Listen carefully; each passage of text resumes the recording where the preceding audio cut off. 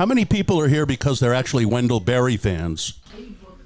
Anyone? Ah, interesting. Well, half a hand raised. So you really don't know, most of you don't really know much, or if anything, about Wendell Berry. So I can just make up all the lies I want to, and you're not going to be able to tell the difference, Bill. Well, he is 90 years old. 90 years old. So when we decided to do this, I had no idea who Wendell Berry was. Ken said, we're going to do Wendell Berry, like I was supposed to be excited. And I said, well, who the hell's Wendell Berry? I don't know who that is. He's a branch of the juniper berries. Oh, Ken. He's been doing this all afternoon since before you came, and if he doesn't stop it, he's going to get a sock in the kisser. Ken said, well, here, read Wendell Berry. And I started reading Wendell Berry. He's written a lot of stuff, that's for sure. 80 books. But 1960 to now. I was really impressed, and was reading the essays and the poems, and but Ken knows the novels really well. We'll talk about those coming up. But enjoy your bubbly, and we'll get started officially in just a second. How many are you guys? Are all of you guys from Salt Lake? Anybody from out of town? Where are you from? New Jersey. And you're just here for a brief time, or? I came just to see Mr. Becker. Just to come to see this. Well, that's great. Well, I'm flattered and honored. Thank you. yeah, likewise. Anybody else from out of town? No. Yeah, you're from Wyoming. Yeah, and you've been here before, and we let you come back. They let us come back, Bill. Oh, that's right. Cheers to you all, by the way. Cheers. And thank you for doing this. Pretty easy peasy from this end. Yeah. I'm the one that gets to make the authors up. They have to do all the work. Yeah, I mean, well, I have to do. I had no idea who Wendell Berry was. So what do you think I've been doing for the past 2 weeks? Working. Yeah, and being nervous. Yeah. But now I consider myself an expert. Yeah, right. We'll see about that. That's not the truth. Not the truth at all. Let's see. Should we officially begin here? Yeah. We are waiting on a few more, but yeah. Let's begin. As they arrive, we can fill them in and pour their glass and get their literature going. Well, so I'm glad you're all here, and thanks for showing up mostly on time. I do appreciate it. I'm Bill Allred, for those of you who don't know, like the guy from New Jersey. I work at a local radio station, X96, and I do a morning show here called Radio from Hell, and it's been on for 39 years. Wow. Yeah. 39. And when somebody told me that the other day, I said, get out of here. 30. I said, no, really, we're going into the 39th year. It'll be the 40th.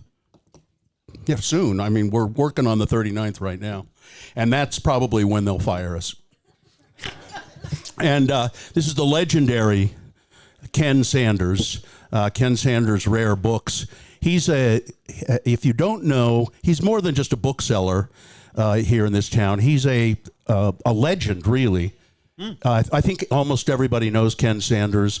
He's been involved in all kinds of things, including extortion and blackmail and printing money. Oh, I'm sorry, I forgot to not say that. Actually, I did work for a printer once who, unbeknownst to us, the cameraman was his brother, was part of a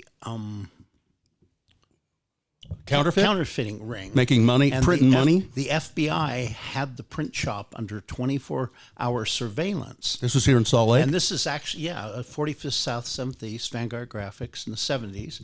And we actually, the FBI's videotape is what kept the rest of us from going to prison. Because we were sitting there printing late at night, drinking endless amounts of beer and smoking pot, all caught on videotape. But you weren't printing money. 24/7. And they determined it was the cameraman's brother, sneaky. He had made a copy of his brother's key, and on the nights that we didn't work, he was going in there and making the photo plates for the counterfeiting. So the FBI confiscated Steve's Volkswagen van. They took it apart. I mean, literally apart. All the screws, everything. and he had like a bag of pot in the glove box. So they took the glove box out, back, everything, and then they put it all together again and put the pot back in the glove box. They were after bigger fish.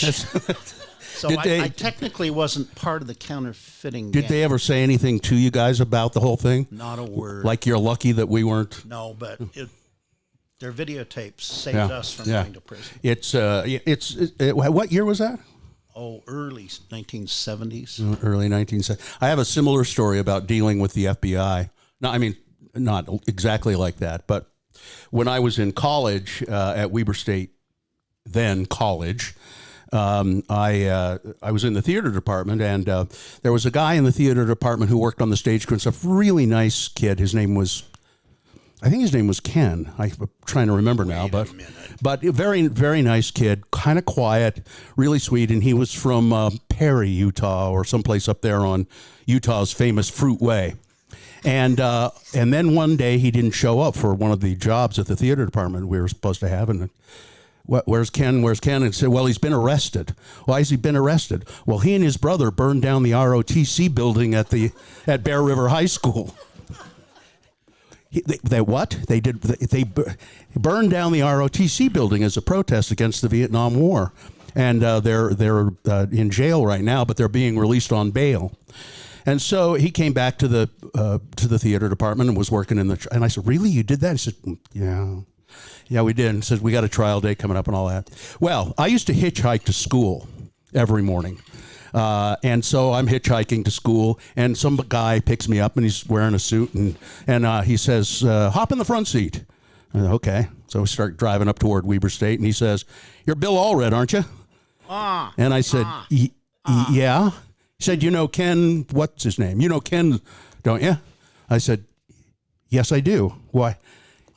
What's your name? I said, what is this? And he said, oh, I work for the FBI. And I said, am I in trouble?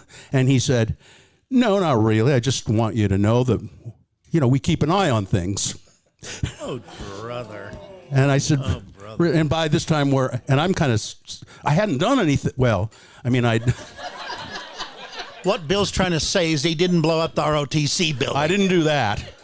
Careful. Now, is the statute of limitations safe? Long time. All right. And so anyway, he dropped me off, said, have a good day. Thanks for the ride, I guess. And then I never heard anything more about it. But then Ken and his brother did, in fact, go to trial and were both put in prison, in a federal prison in Colorado for, I don't know how long. He wasn't there a long time. Maybe 5 years, something like that. And then when he got out, he became a highly religious young man, married a bishop's daughter, and worked at that. There used to be an explosives factory up in Holiday, Hot Springs area. There used to be they manufacture. I don't know what the company's name was, but he worked for an explosives company which I thought was pretty ironic. So, I don't know. So that's my story of a brush with the FBI. I bet you have more, though, don't you? Yes. Yes, you do. Ken's been on the periphery of some really nefarious things that only because it's where you were, not what you were doing, right? You know what I mean? Yeah, but, some of the things we did back in the day, I don't think would be survivable today. Probably right. We got away with things somehow. I'd be in El Salvador, I think. Yeah. Well, there's still time. I'm not dead yet. Really? All right. Let's. I think we've got pretty much everybody here. Things have filled in, it looks like. Nice to see you all. Now, of course, let me just tell you who we all are. I'm Bill Allred, as I said. This is Ken Sanders, of course, Ken Sanders Rare Books. This is our producer, Dawson Dow, right here. And then, of course, the one, the only, Jimmy Santangelo from the Wine Academy of Utah. He's the ruthless dictator of that organization and the only employee. So we'll get together. And by the way, this is a two-way street, a two-way conversation. Anytime you all think you want to say something or be a part of the conversation or ask a question, feel free to do it, really. It's all things go. Puns are allowed. Yes. Wendell Berry is who we're talking about today. He's 90 years old now, I believe. He's an American novelist, poet, essayist, environmental activist, cultural critic, and a farmer. He was born in Newcastle, Kentucky. His family has farmed in Henry County, Kentucky for generations. This deep connection to the land profoundly influences his writing. He's mistrustful of technology. He holds deep reverence for the land and is a staunch defender of agrarian values. He's the author of over 50 books of poetry, fiction. 80. 80, is it? 80 books of poetry and essays and novels. His poetry celebrates the holiness of life and everyday miracles often taken for granted. In 2016, he was awarded the Ivan Standroff Lifetime Achievement Award by the National Book Critics Circle, and in 2010, Barack Obama awarded him the National Humanities Medal. He is a remarkable human being. Wendell Berry today, what's he doing today? He's 90, as you point out. He continues to live on his farm in Henry, Kentucky with his wife, Tanya. He no longer actively farms with horses, as he once did. He didn't believe in tractors. Plowed the fields with a team of horses.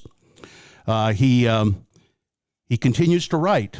Wendell Berry is active in his writing with recent publications, including Another Day, Sabbath Poems 2013 to 2023, and a new collection of his ongoing Sabbath poems, How It Went, 13 more stories of the Port William membership, adding to his beloved Port William fiction series, which Ken will be talking about. And there's also a mention of a forthcoming book that may be an update to his influential 1977 work called The Unsettling of America.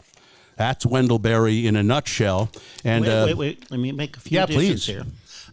Wendell, some years back, decades back, the last time he was ever here in Utah was because he owed a debt, in his mind, to the late writer Wallace Stegner, and he came to a Stegner symposium, and Wendell came by my store and signed some books, and then we hosted him at the Masonic Temple downtown, where over 1,000 people showed up that night to see him. He says since, even then, he was concerned about his carbon footprint, and he wouldn't go anywhere frivolous. It had to mean something. And since that, he's virtually, and I mean, age got something to do with it, but he's really given up traveling. He's given up electricity. Really? The books that he's writing now, and his farm is solar. The books he's writing now, he does in pencil, and he does it by sunlight. Writes in the daytime only. Why did you want to do Wendell Berry for Literary Libations?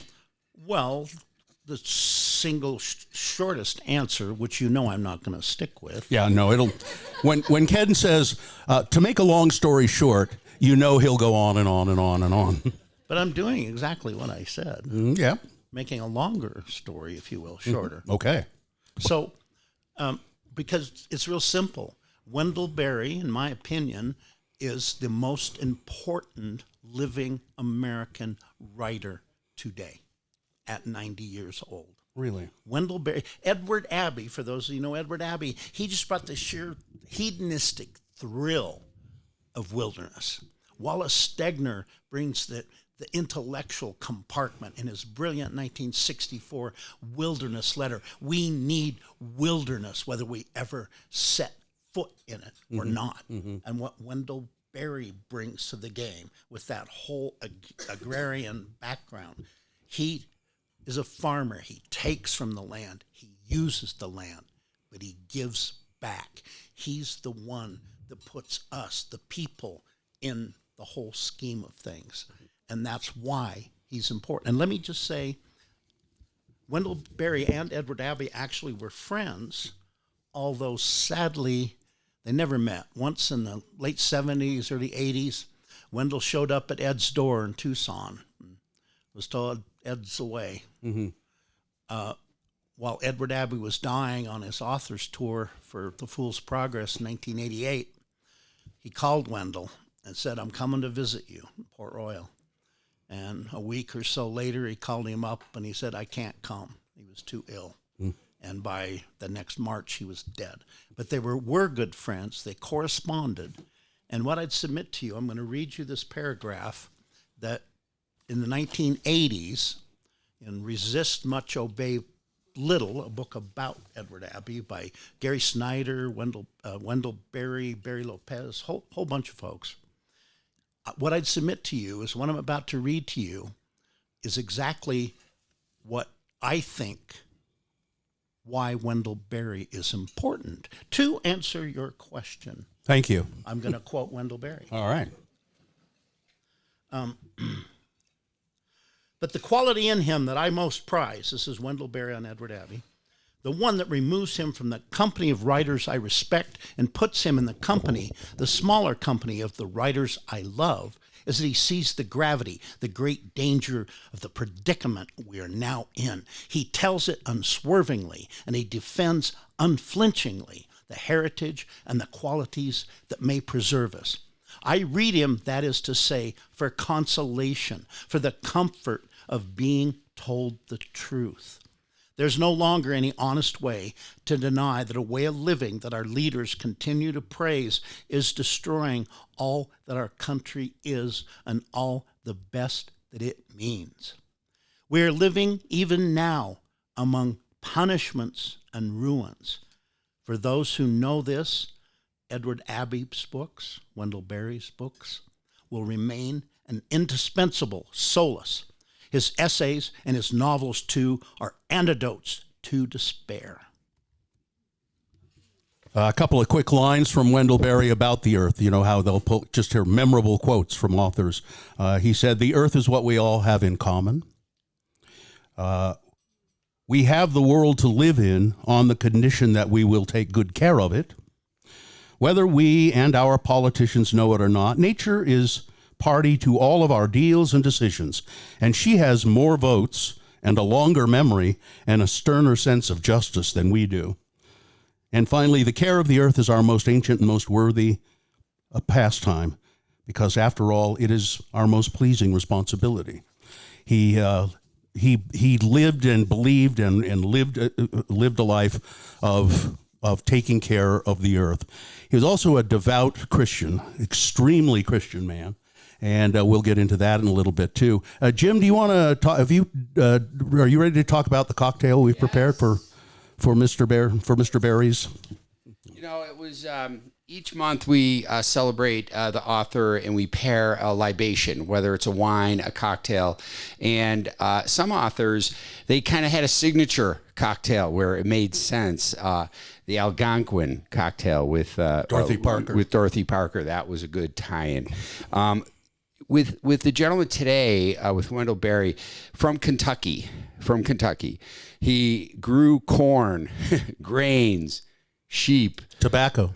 No. That's what never did. That's what I read in one of his books. And with being in Kentucky in corn, I was just drawn to whiskey, and of course Kentucky whiskey, bourbon, and I then selfishly wanted to celebrate with my favorite seasonal cocktail, whatever this season is. It's called the Brown Derby, and this is a 3 to 2 to 1 ratio. So it's a 3 count of your bourbon, 2 count of ruby red grapefruit juice, and 1 count of honey water. Now, honey water is a simple syrup made out of honey, dissolving equal parts honey and water, boiling, translucent, and then you cool, date, refrigerate, and it's good to go. So the ingredients here before us, and I can talk pretty loud. This is our Elijah Craig bourbon, Kentucky bourbon, 94 proof.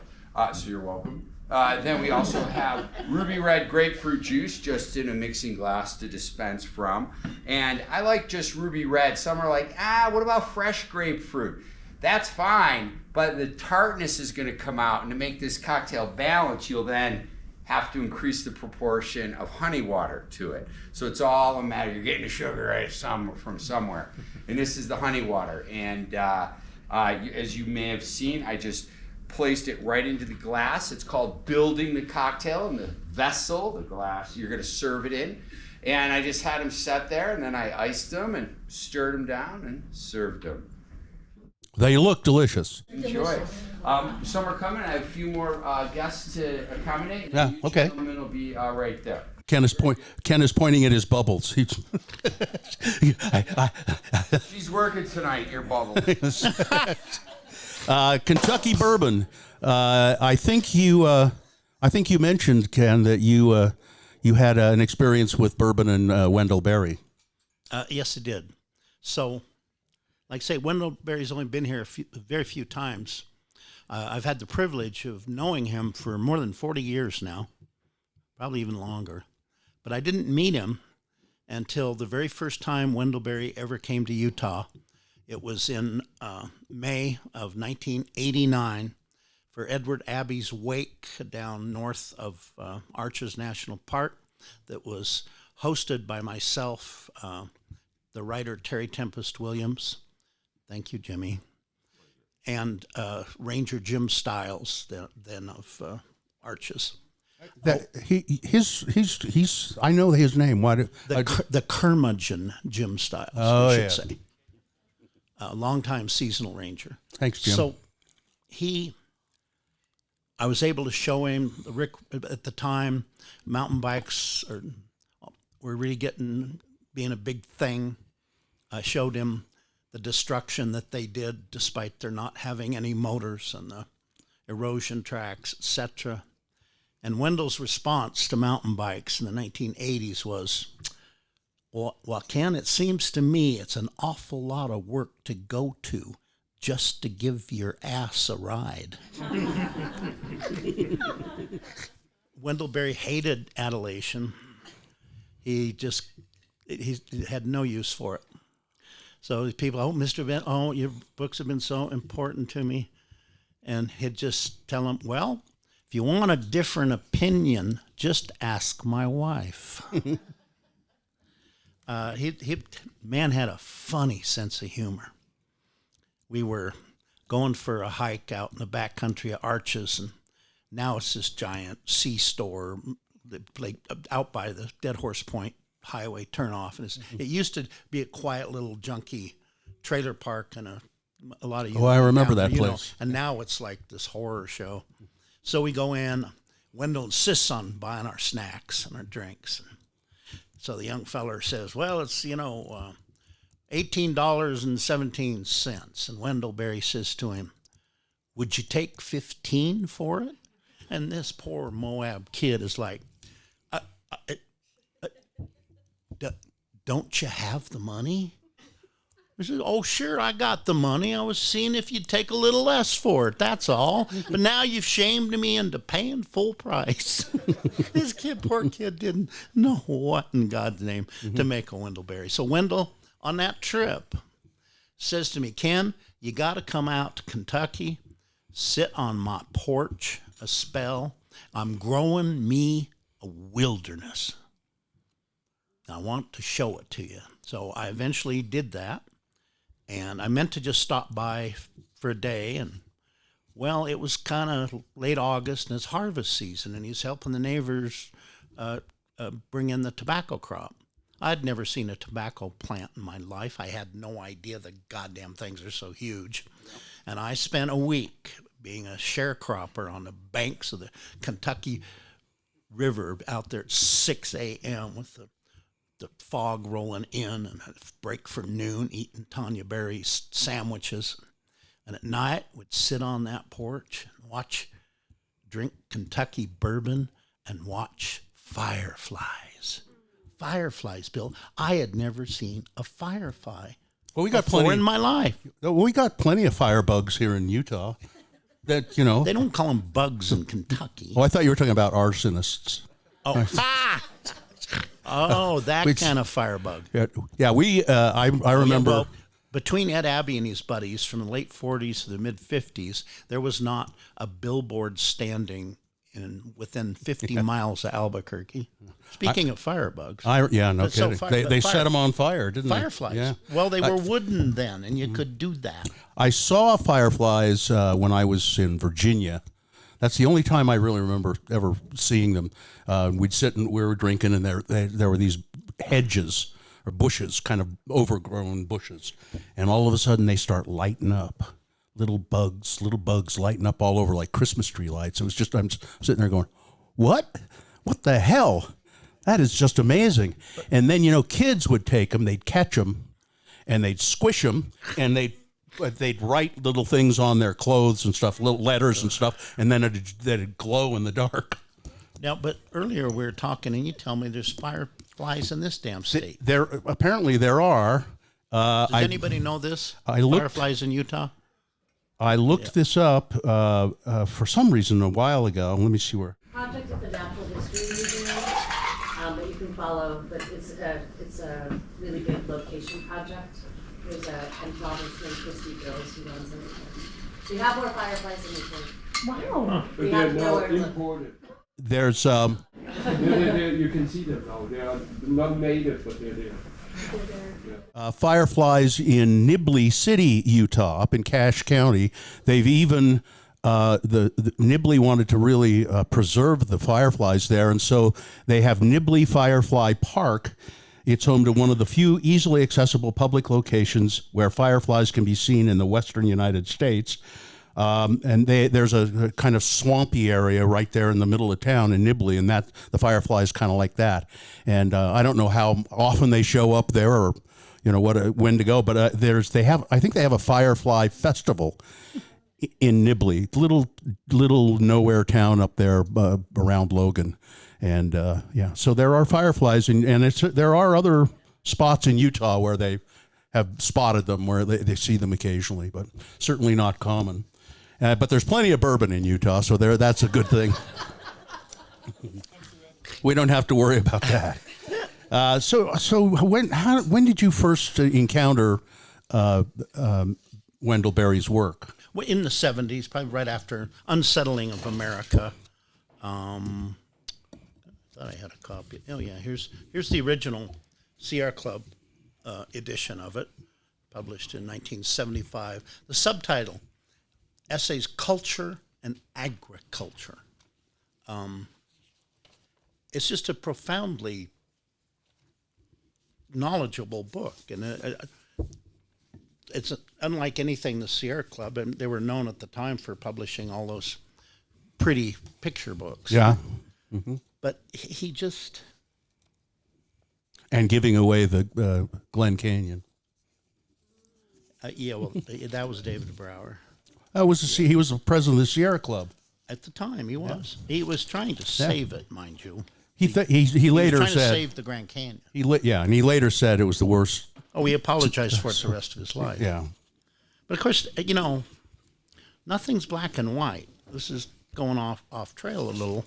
But at that same time, before this book, in 69, early 70s, they quietly published this little book, oh, good God Almighty, by two brothers, Rennie and...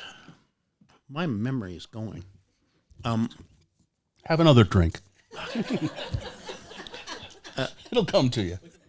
Yeah, just relax.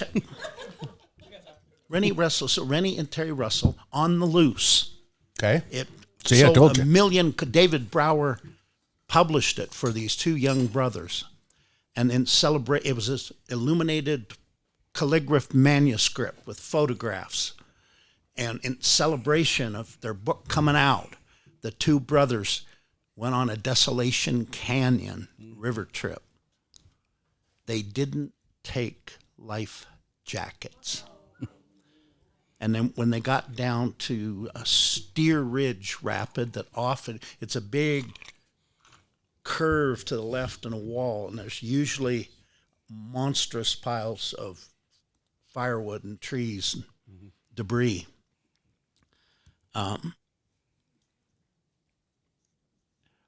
Rennie last saw his brother. They crashed a boat, saw him swept into the river.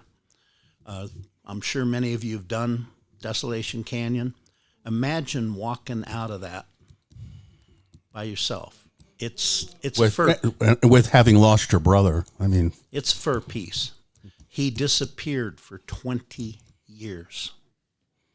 And then he came back and he he had a story, I think Gibbs Smith published it, called Rock Me on the Water. His story of what happened to him after the death of his brother he worshipped. And I bring this up, I'll say there's different sides. David Brower is one of the greatest environmentalist heroes of our time. He didn't found the Sierra Club, but he led them through a very critical time till into the 60s, 70s, until he was too radical for him, and they threw his ass out of the Sierra Club. So then he founded Friends of the Earth, and he founded this one, and they still threw his ass out of it. And then he went on to a third one that I'm not going to remember the name of, and they got his ass thrown out of that. Well, maybe he just wasn't a very likable guy. And then John McPhee's, if you haven't read his masterful book, Encounters with the Arch Druid, a 2-week trip down the Grand Canyon with John McPhee listening to David Brower and Floyd C. Dominy, the director of the Bureau of Reclamation that built Glen Canyon Dam, just argue with each other. But Brower, even though that book sold over 1 million copies, made him a shitboat of money, he screwed, blued, and tattooed those young brothers out of almost all the money. Brower did? Dave did that. Yeah. Well, what a nice... See? No wonder they threw him out of all of those. He's an asshole. Let's talk about... let's get back to Wendell Berry. Now, we were going to talk about novels, but you did bring this up. So let's talk about this. I think this is his single best nonfiction book, though there's a sequel, Continuous Harmony. Bill alluded to he's possibly working on yet another. Sequel isn't the right word. An update, perhaps. In the vein of, maybe. I don't know. I just need to pick one of these.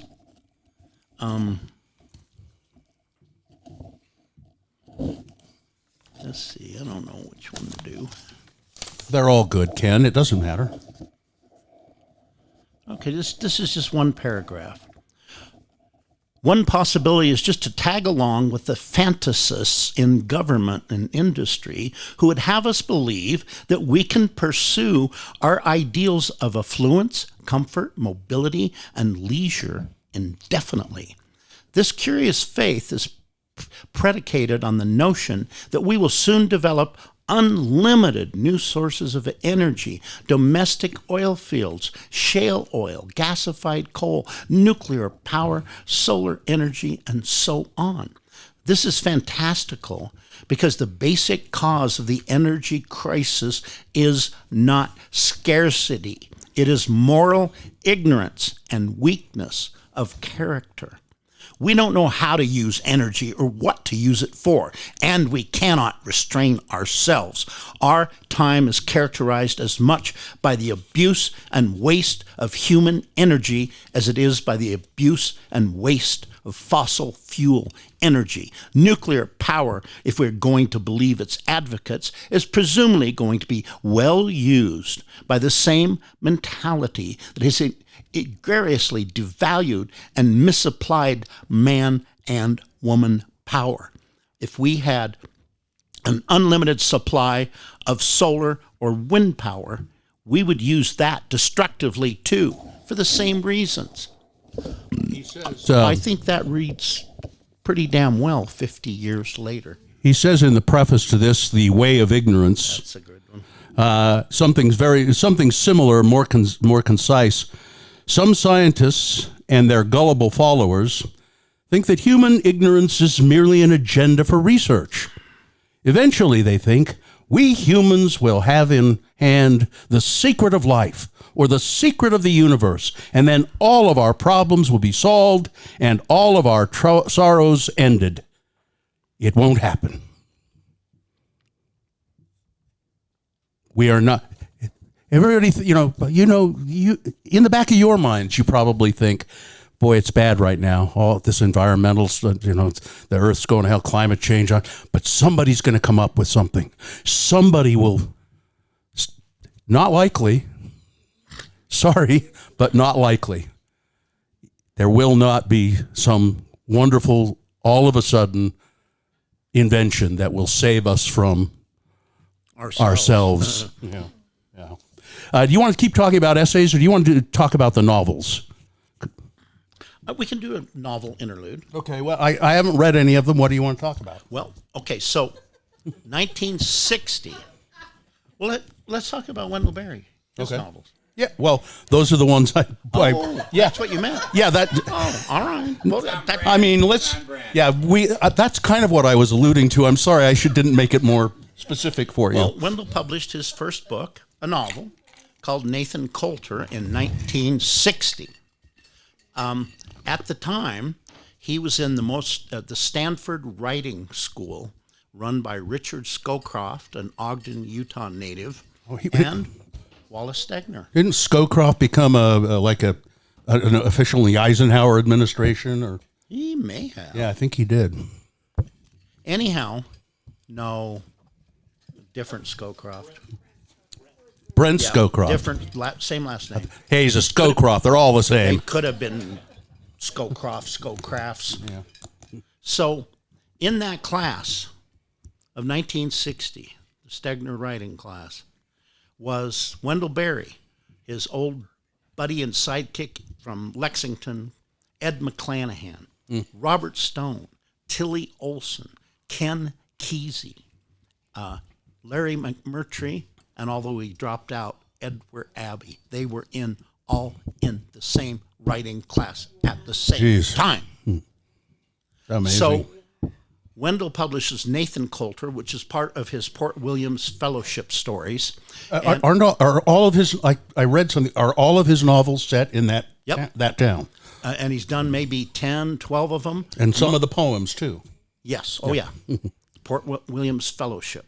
So the most recent that I'm aware of, at least that I've read, is Hannah Coulter. And it's at least a dozen novels. And they are they're joyful things. They're not like Edward Abbey. They're certainly not like Ken Kesey. They're not like any of those other authors. But they form this connective weave over the generations of the lives of this Great. family. I mean, what a brilliant thing to do. And you can just pick up any. It's not like you have to have read the prequel. They just read well. Now, I read somebody talking about the novels, and is this true? It said that each one of them seems to be written in a different voice. He uses a different kind of style on all of them. It's not this consistent. You can't pick it up and go, "Oh yeah, that's Wendell Berry," if you didn't know. I agree. I agree with that. And Nathan Coulter's in Nathan Coulter's voice, and I know men writers can get a lot of shit by pretending they know women and write in women's voices. I know some women. A couple of them, but there are some male writers that can do it. I would say Jim Harrison for one, Dalva, and Hannah Coulter by Wendell Berry. Hannah Coulter. Are they all about the Coulter family? All of the novels? Yep. Or generations. Yeah. Yes. Oh yeah. Yeah. Endless generations. Wendell Berry and I went for a walk in the Port Royal Cemetery one day, and he pointed out all of his old and the Coulters too, and not their real name. What?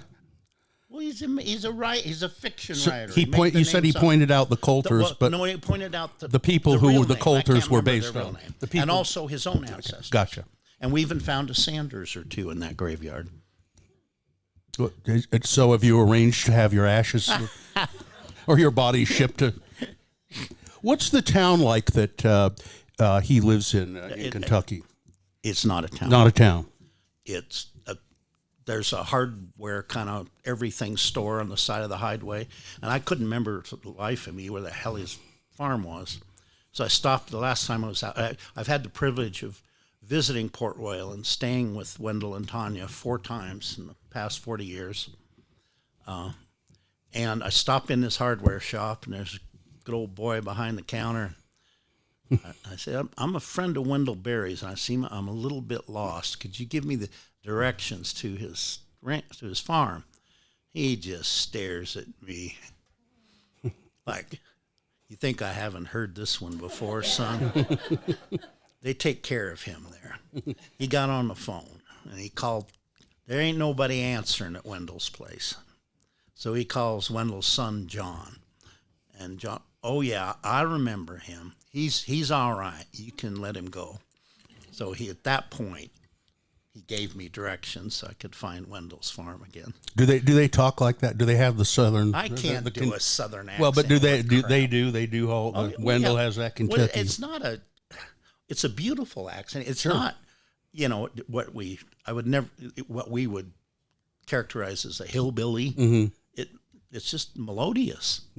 And that week I spent harvesting tobacco with Wendell Berry as my guide. I listened to these old men. There was one who was probably in his 80s. He was pissed as hell because he was relegated to driving the tractor because he was too goddamn old to work anymore. And he was not happy about it. He'd been downgraded. I don't know what I'd say. Can I drive the tractor? I want to drive the tractor. That's what I want to do. I would have taken the tractor driving over putting a goddamn elephant ear tobacco. They're huge, sheaves aren't they? On these spikes. Yeah. Oh Jesus, that's hard work. What do they do? They smell like tobacco, or they? Yes. I mean, because tobacco, when it gets into a cigarette, it's been toasted and stuff, but it does still It's smells. overpowering. Yeah. And anyhow, what Wendell had me listen to the words and the ways of these people's language. And without Wendell as my guide, I never would have heard a word of it. And that whole race of people, their ways, their customs, their voices, and the way they used language is gone from this planet. And because I had Wendell Berry as my guide, I was privileged to witness it. Never would have discovered it on my own. What killed it? Television? I mean, really? Yeah, no, and well, more so in television, corporate agriculture. There used to be Well, I mean the language. tens of, well, yeah, but it's part and parcel with their ways and means of doing things. When you don't use horses for your work anymore, the language around horses disappears. And I never would have heard a word of that without Wendell as my guide. And it's because there were tens of thousands of small family farms, and they're gone. Yeah. It's Monsanto. It's really true. You think about so when you stop depending on horses for everything, certain things do disappear from the language. I mean, who knows what a farrier is? It's a blacksmith, but no, we never hear that. But you barely know what a blacksmith is. I know what a fetlock is. I think, but withers. What are withers? I'm not sure what withers are, but it has something to do with horses, doesn't it? You don't want to. You don't want to touch the withers. You don't want to touch the are a withers. horse. Okay. I can tell you that much. Okay. Did you touch the withers once? Didn't you? Somebody said, "Ken, don't touch the withers," and he went, "Oh yeah." It was during my cowboy years, Bill. Now, if I got on a horse, anything outside of a Clydesdale, they'd call the SPCA on me. Oh my! And so it's another. I was reading these essays in the way of ignorance.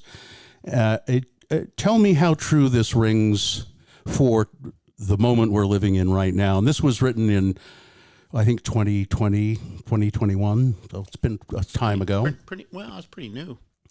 But how does it? Tell me just what if it's spot on for right this minute. In the United States, the major political dialogue has been about rights. Can the fundamental human rights set forth in the Declaration of Independence and the Constitution as belonging equally to all people be justifiably withheld from some people? Over the course of our history until now, we have decided that they cannot be withheld. We have not decided this without reason. The most persuasive argument of the civil rights movement, for example, was that you cannot withhold civil rights from some people and still confidently guarantee the same rights to other people. The denial turned against one group at one time can, and at another time, be turned against another group. Injustices condoned against a native racial minority may, with the same impunity, be used against Arab, and Muslim immigrants, or against dissident white Protestants. Governments, the Declaration says, derive their powers from the consent of the governed.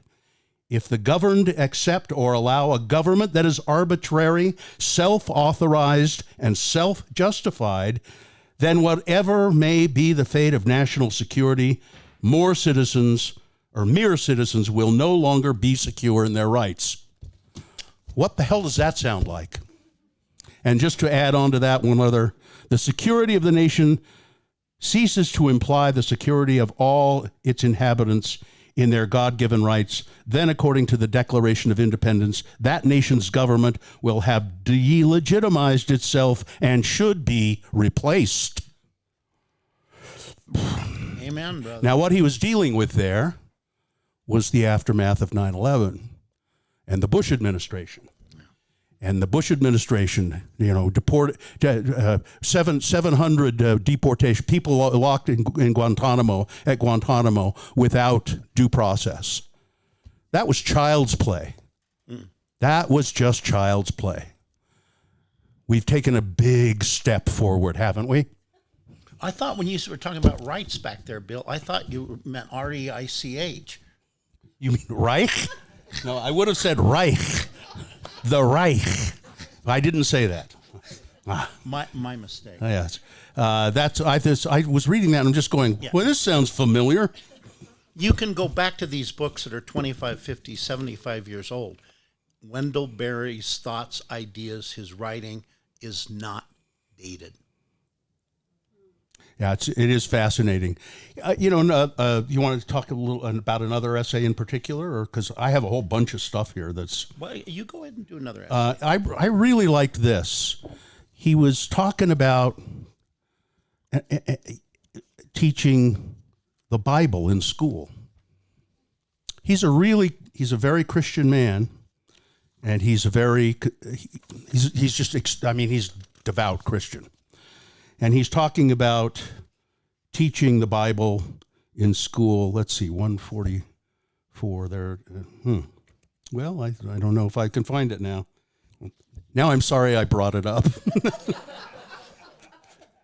Well, basically what he says is, I'd like his words, but he says, teaching the story of evolution or of Genesis in public schools. He said, science can't disprove Genesis, the creation story, any more than Genesis can disprove science. And he said, personally, I would like my child in school to be taught both of them. Teach both of them. And I thought that certainly makes perfect sense. I don't have any, but liberal people, and I'm one of them, they get on their horse and say, no, we got to keep that out of the school. Keep the religion out of the school. Why not teach evolution and Genesis in the schools together? And why not say, and not have the teacher make any moral judgments about either one of them, and not just Genesis. He's a devout Christian. I would say creation stories from all kinds of religions, because every religion and people have a creation story of some sort. The Native American creation stories. I think that would be just an incredibly valuable thing to teach. My mother-in-law was a very sweet, devout Mormon woman, just a wonderful, salt of the earth from Hurricane, Utah. Grew up in a huge family in Hurricane, but she she moved up here to Salt Lake, and she had a large family. I married to one of them, and she remained a devout Mormon until the day she died. And she would say to me, sometimes my kids would go over to her house to tend or to bake with Nana and to spend time with Nana. And she asked me, she said, do you mind if I read Bible stories to your kids? And I said, no, I mean, absolutely. No, that's fine. I don't want you to try and indoctrinate them into the Mormon church. That's what I don't want. And she said, I won't. I promise. I just will read. These are the stories because I said it's important for them to know that. I'm not reading them to, and so literature is based on all of that, and so that's what kids would come home and say. Nana told us a great story about. But Bill, some of those stories in the Bible are X-rated. Well, I think she probably would skip over those. Yeah, and she kept it New Testament probably. And I said, I don't want you giving them stories out of the Book of Mormon, but if you want to do Bible stories, that's great. It's perfectly fine. And she said, okay. And I'm sure she kept her word on that. I got a science poem for you, Bill. Okay. This is from his collection, Leavings. On the theory of the Big Bang as the origin of the universe. 1. What banged? 2. Before banging, how did it get there? 3. When it got there, where was it?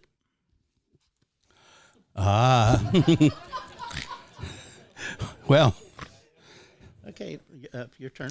Just from the essay, another essay, the great moral issue of our time, too much ignored by both sides of our present political divisions, is violence. From the colonialism that began the long-distance navigation to the present stage of industrialism, we of the so-called West have lived and gathered wealth increasingly by violence. And he takes this to an extremely interesting level. He says, violence, we build fires. That's violence. We learned how to contain fires to propel our automobiles. That's violence. And we do all of this to enrich others. And we create a society that is the furthest thing from classless, he doesn't say the word oligarchs, but there's a rich ruling class, and the rest of us work for them. And that's a very radical thing to say. Yes, he was a very radical man, very radical thinker. Back to Leavings for a minute. I heard Wendell read this poem when it was new on Terry Gross's Fresh Air. It's called... No, excuse me, Ken, you should have said on Terry Gross's Fresh Air. It's Fresh Air. Fresh Air. Did I get it down? Yeah. Okay, all right. Questionnaire. 1. How much poison are you willing to eat for the success of the free market and global trade? Please name your preferred poisons. 2. For the sake of goodness, how much evil are you willing to do? Fill in the following blanks with the names of your favorite evils and acts of hatred. 3. What sacrifices are you prepared to make for culture and civilization? Please list the monuments, shrines, and works of art you would most willingly destroy. 4. In the name of patriotism and the flag, how much of our beloved land are you willing to desecrate? List in the following spaces the mountains, rivers, towns, farms you could most readily live without. 5. State briefly the ideas, ideals, or hopes, the energy sources, the kinds of security for which you would kill a child. Name, please, the children you would be willing to kill. I happened to talk to Wendell Berry on the phone that same week that he read the poem live. And I said, Wendell, where on earth did that poem come from? And he paused, and that Kentucky drawl of his, he says, Ken, it's what happens to a feller when you write a poem when you're really, really angry. He I'll go back to an essay here. This is a letter that he wrote to a guy named Daniel Kemmis. Daniel Kemmis was Montanan. He was a Montana state legislator, Democrat, Montana state legislator. He was the mayor of Missoula for a time, and then became a Democratic congressman in the United States Congress. And Wendell Berry wrote him a very long letter about what the Democrats could do to stand up to George Bush specifically, but because they were just getting their asses kicked all the time. He's writing this long letter to Kemmis, and he's talking for a while about war and how how destructive war is, and we need to speak against it because of the war in Iraq, and he says parenthetically, in a time when it is a fashion to propose amendments to the Constitution, I would like to propose an amendment requiring, number one, that when war breaks out, the president and all consulting members of his administration, as well as all consenting legislators, whatever their age, should immediately be enrolled as privates in combat units. Number two, that for the duration of any war, all executives and shareholders of corporations contributing to the war effort should be restricted to the same annual income of the workers in their factories. No sacrifice being too great in a time of national peril. A great idea, but kind of impractical, probably, I think. Wendell Berry, I really have come to appreciate him as a poet. His poems are direct, not hard really to unpack. Yeah, fair enough. I mean, and I like all kinds of poetry. I like very dense poetry that I have to, now what does this mean? And have to do all kinds of. I like that kind of poetry quite a bit. But his poems are just absolutely mostly direct. Well, and speaking of Wendell Berry's poetry, he became nationally famous at a very early age for the nation. He wrote a poem about the Kennedy assassination. For the Nation, the publication. Yes, yeah. Called November 22nd. And it was then brought out in a small illustrated book with illustrations by a famous American artist, Ben Shahn. And I, to this day, people of my generation, if you lived through the Kennedy assassination, I cannot read that poem without weeping. I can't get through it. Do you have it? It's probably on the shelf. I don't. Hey, you didn't have it with you here. Natalie, do we have a copy of November 22nd by Wendell Berry upstairs in the poetry or over there? Do you want to try and read it? I can try. I'm going to cry. Or I will. It's going to make me cry. Cry, Well, cry, that's- cry. Natalie, everybody. Thank you, Natalie. We couldn't do this without Natalie. Cry. How many times have you seen Ken Sanders cry, Natalie? Today? Just once? Okay. I haven't even been working here for a year, though. Well, get ready.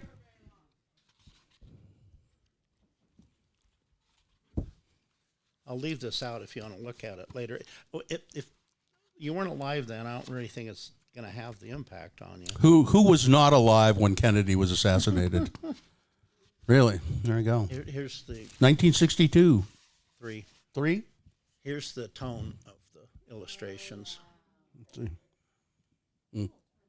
Well, I think I've seen this actually. So, November 22nd, 1963. We know the winter earth upon the body of the young president and the early dark falling. We know the veins grown quiet in his temples and wrists, in his hands and eyes grown quiet. quiet. We know his name written in the black capitals of his death, and the mourners standing in the rain and the leaves falling. We know his death's horses and drums, the roses, bells, candles, crosses, the faces hidden in veils.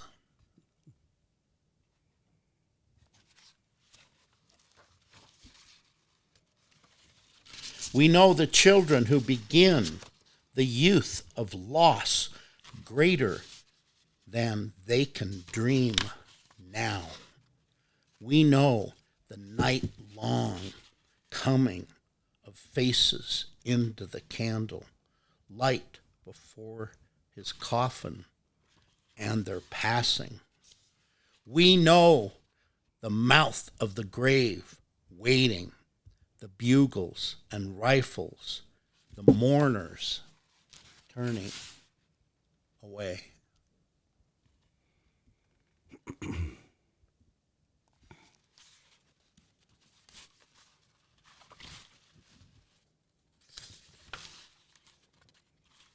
We know the young dead body carried in the earth into the first deep night of its absence.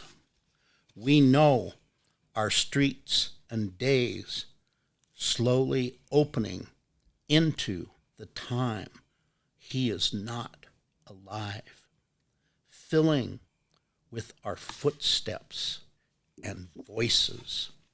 We know ourselves, the bearers of the light of the earth he is given to, and of the light of all his lost days.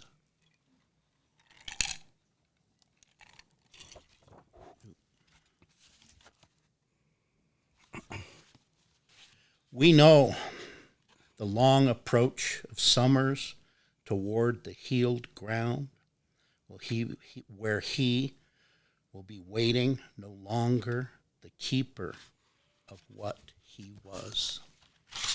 The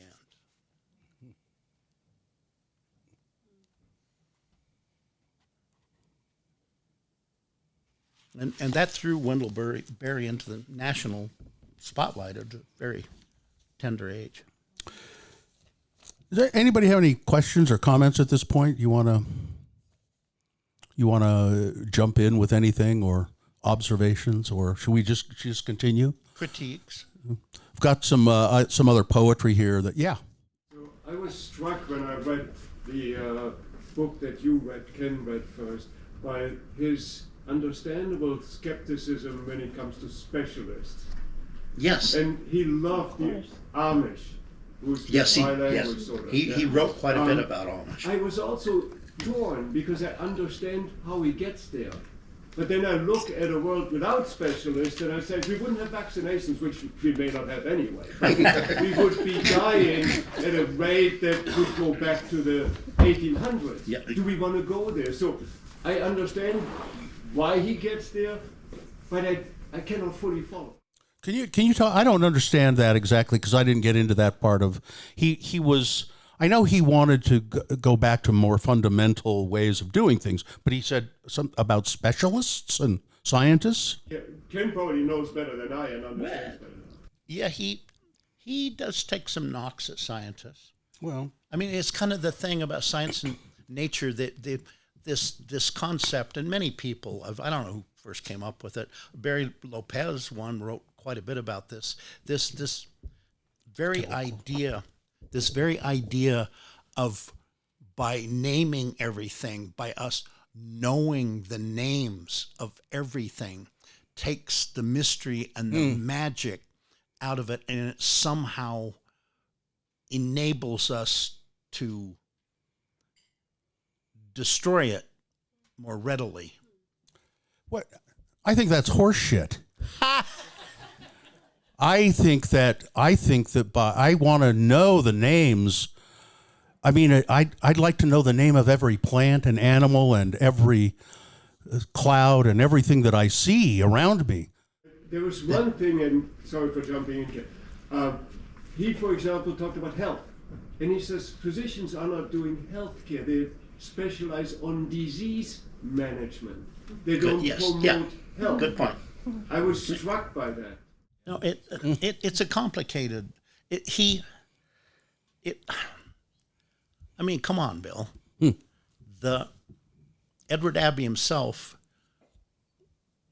would have never written about arches and canyon lands and the maze the way he did back in the 50s and 60s if he had known what his writing about it was going to cause. It's very destruction. With the fucking millions of people going to Arches National Park every year. Now we got into timed entries and you knew Ed Abbey, but Wendell Berry too. Well, I know, but I get. Ken, you know a lot of people. Everybody give Ken props. He knows lots of people. I know Bill Allred. Yeah. But what I was going to say is that reading Desert Solitaire, rereading it again for when we did he writing that, he knew. He kind of knew. The coming of industrial He kind of knew. And yet he wrote it anyway. Because he couldn't not write it.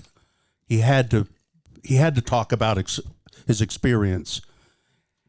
But I remember there are things at the beginning where somebody shows up in a car, and says, "Where's the restroom?" And he says, "Well, there isn't one. I live here in a trailer." So he knew what was coming. Industrial tourism. Yeah. No, you're absolutely right. He did know. Yeah. And yes, he did write about it. But I'm saying more like naming places like the maze. Yeah. It is interesting, though, to think about this fundamentalism that and I've just really begun to scratch the surface on my knowledge of Wendell Berry, but you get the sense that he's extremely conservative, and but he's a Democrat. He's a Democrat. He's not conservative. He's conservative about a lot of things. He's very anti-abortion because he's conservative, and he has arguments about the rights, women's rights when it comes to abortion, and what about the unborn child, and he always sides on. He said there should be no abortion except to save the life of the mother. Period. But then he turns it back and says, so all of you conservatives out there who are so hell bent on getting rid of abortion, why don't you get rid of the death penalty too? If human life is so goddamn sacred to you, get rid of the death penalty.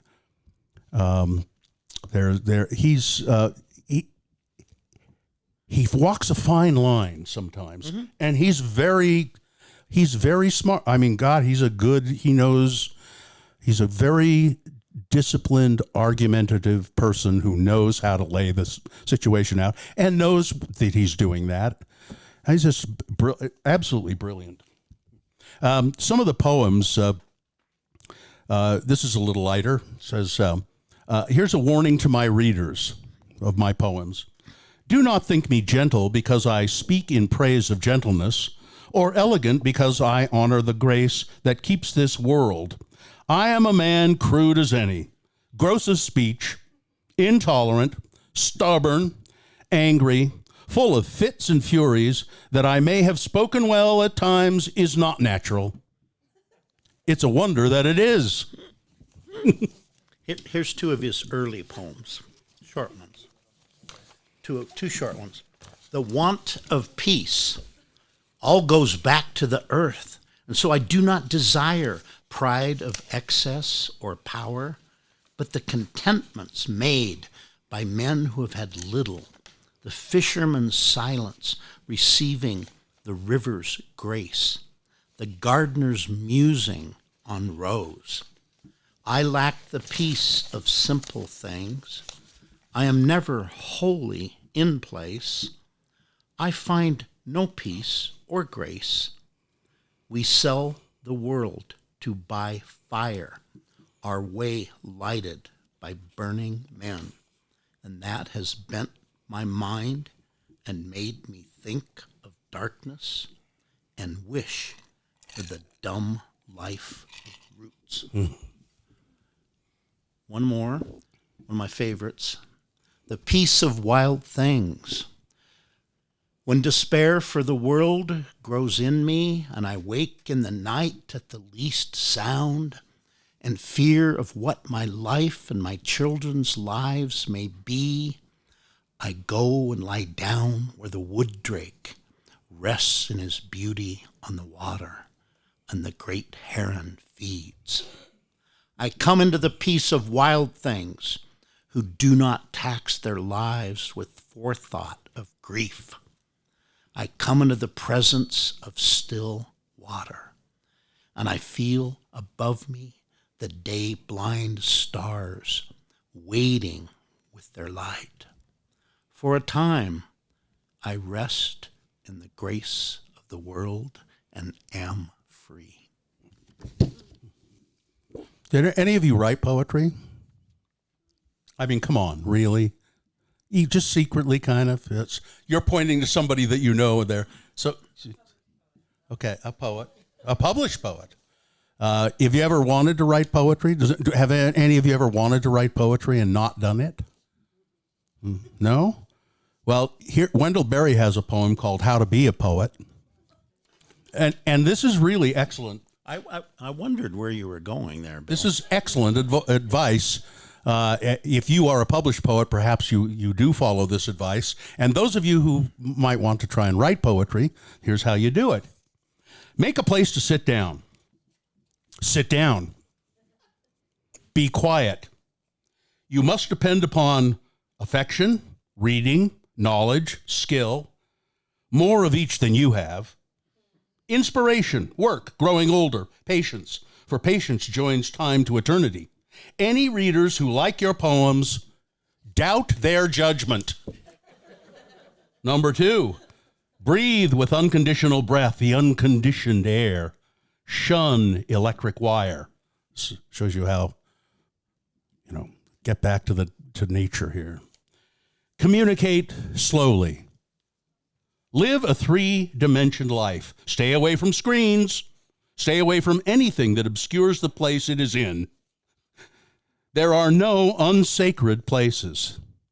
There are only sacred places and desecrated places. Number 3, accept what comes from silence. Make the best you can of it. Of the little words that come out of the silence, like prayers prayed back to one who prays, make a poem that does not disturb the silence from which it came. Eat that, Billy Collins. Billy Collins. My ass. I live next door to a poet. She's a professor at the University of Utah and a published poet. And I said, so what about Billy Collins? And she went, ha! If you know who Billy Collins is. Do you want to do one more? I want to know who you live next door to. Her name is Jacqueline Ushero. Yes. I live in that narrow driveway. She lives in the red house. I live in the yellow house. And yeah. She's she was not, because I'd heard some Billy Collins stuff probably on Fresh Air, and I thought, well, this is kind of entertaining, and it's entertaining. He writes in an entertaining way, but is he a poet? Maybe not. He's just an entertainer, I guess. I think my definition Yes. is if other people call you a poet, then you're a poet. Calling yourself a poet is not the same thing. True. Yeah. I have one other that I'd like to read. Are we about wrapped up? Yeah, you read yours first, and and we're not reading the same one. No, this is from Mad Farmer. This is from Sabbath's okay. 2001. And because this is kind of my friend Kate McLeod, a musician, a poet in her own right. Yeah. She and I, for about 10 years now, we do these commercial river trips with our friends at Crate, and she goes and writes songs during the day, and then she performs them at night. And then we do this stuff together, and I tell stories and lies. And we have a lot of fun. We've been doing it about 10 years. We're doing it at Desolation Canyon trip, May 27th through 31st. And this... Are there still slots available? last I knew there were, yeah. So Mad Farmer Liberation Front is a poem I'll read after Bill reads Sabbats. And this is what I usually end the performance with on the river on. I have certain poems. I can only do them at the end. You don't want to. You just don't want to open with a poem like this. This one, then you got to follow yourself. you know, if you could follow yourself, Ken, you wouldn't like what you'd see. What do you mean by that? I'm not quite sure. Debris Yes. in the aftermath. Yes. Wendell Berry, a very devout Christian man, he's written a whole series of poems that he calls Sabbath poems, and there are various collections, and this is one, Sabbaths 2001, and He writes them in his writing cabin on the banks of the Kentucky River on Sundays So bear in mind, in the daylight. I was gonna sort of kind of try to clue you in as to what this poem is talking about, but then I'm not going to do that. I want you guys to figure it out and tell me what it means. Okay. He wakes in darkness. All around are sounds of stones shifting, locks unlocking, as if someone had lifted away a great weight. Light falls on him. He has been asleep or simply gone. He has known a long suffering of himself shapen by the pain of his wound of separation. He now no longer minds, for the pain is only himself now, grown small, become a little growing, longing joy. Something teaches him to rise, to stand, and move out through the opening the light has made. He stands on the green hilltop amid the cedars, the skewered stones, the earth, all opened doors. Half blind with light, he traces with a forefinger the moss-grown furrows of his name, hearing among the others one woman's cry. She's crying and laughing, her voice a stream of silver he seems to see. Oh, William, honey, is it you? Oh.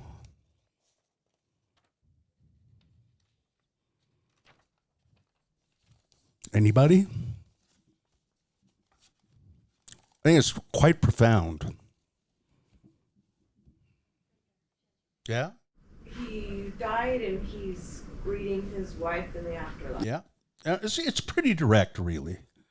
It's you know, the death and then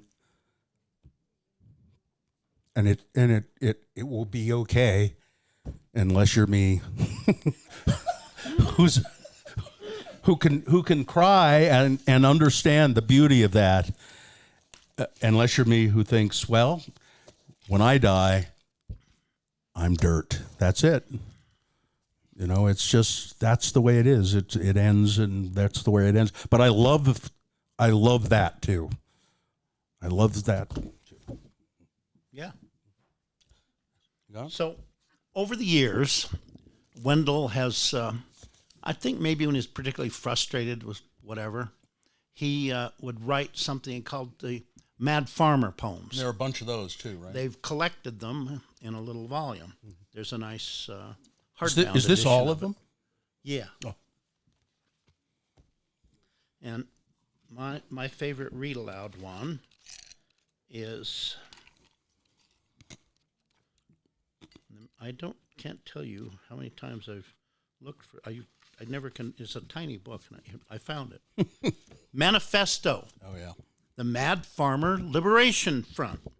Love the quick profit, the annual raise, vacation with pay. Want more of everything ready-made. Be afraid to know your neighbors and to die. And you will have a window in your head. Not even your future will be a mystery anymore. Your mind will be punched in a card and shut away in a little drawer. When they want you to buy something, they will call you. When they want you to die for profit, they will let you know. So friends, every day do something that won't compute. Love the Lord, love the world, work for nothing. Take all that you have and be poor. Love someone who does not deserve it. Denounce the government and embrace the flag. Hope to live in that free republic for which it stands. Give your approval to all you cannot understand. Praise ignorance for what man has not encountered, he has not destroyed. Ask the questions that have no answers. Invest in the millennium. Plant sequoias.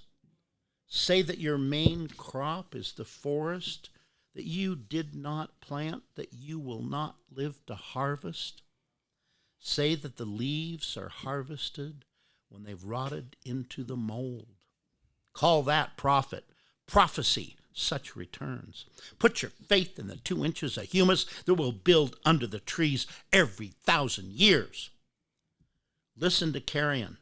Put your ear close and hear the faint chattering of the songs that are to come.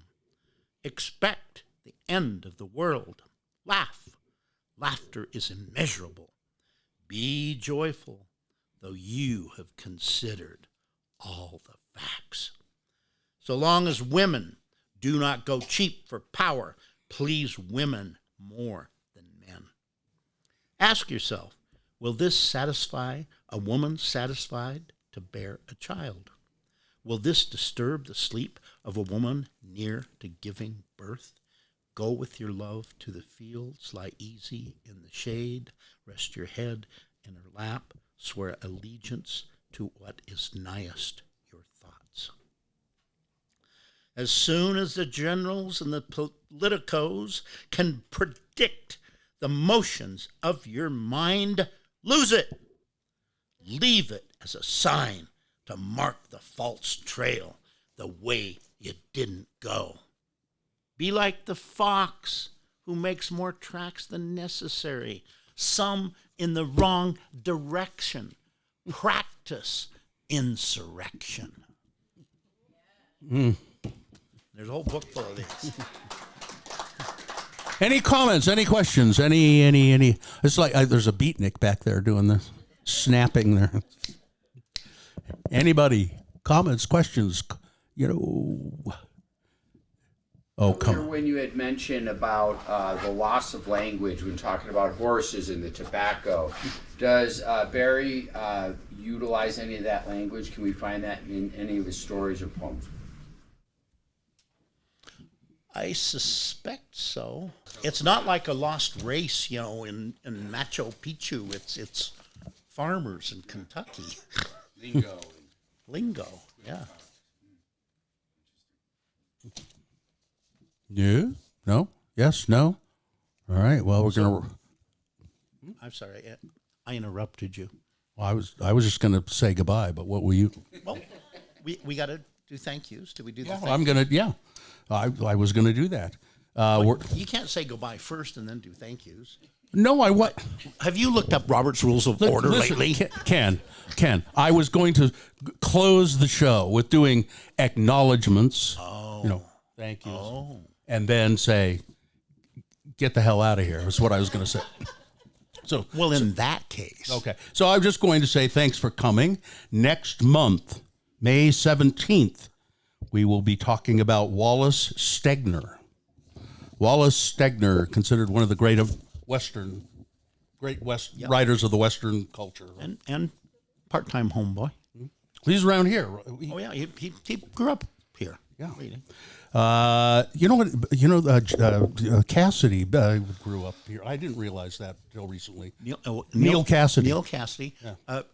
On your way out, there's a room with 12 paintings by the wonderful Trent Call. They're all Utah writers that I call Euconoclasts.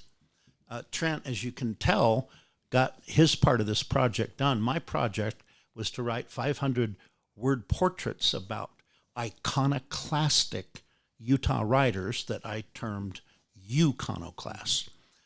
Sadly, I haven't got my half of the deal done, so you have no idea what you're looking at.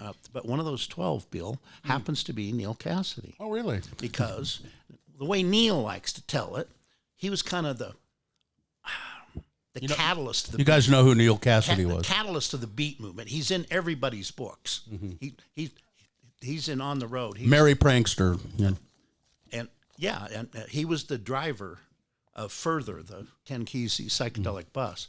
But he only published one book, the first third, during his own lifetime. And the way he liked to tell it, parents stopped along the highway long enough for me to pop out, got back in a car and went to the coast. Well, not so fast, Neil, but we'll save that story for another time. He grew up here. So he's a iconoclast. So at any rate, join us next month, May 17th, for Wallace Stegner. You can get tickets by going to the Leonardo website or wineacademyofutah.com or Ken Sanders. Books.com. KenSandersBooks.com. Thank you, Dawson Dow, our producer. Thank you. Thank you. Thanks to the Ken Sanders staff who worked on this today, Natalie and Kevin and Will, and thank you to Gabby and Gabby, of course, Gabby. We can't forget Gabby, and the caterer for the Leonardo, Chef Deb. Thanks for providing a little snack for us, and I think that's it. We hope to see you next month.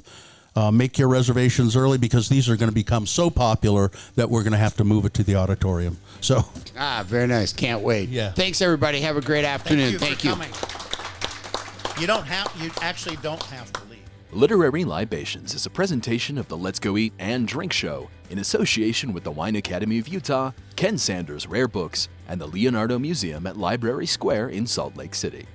For more information on the Wine Academy of Utah, it's wineacademyofutah.com. Discover exhibits and programs offered by the Leonardo at theleonardo.org. Ken Sanders Rare Books is an eclectic bookstore located inside the Leonardo Museum and can be found at kensandersbooks.com. And for the Let's Go Eat and Drink Show, search your favorite podcast app. And that about does her. I'm Zach Caton, and as the late Paul Harvey used to say, good day.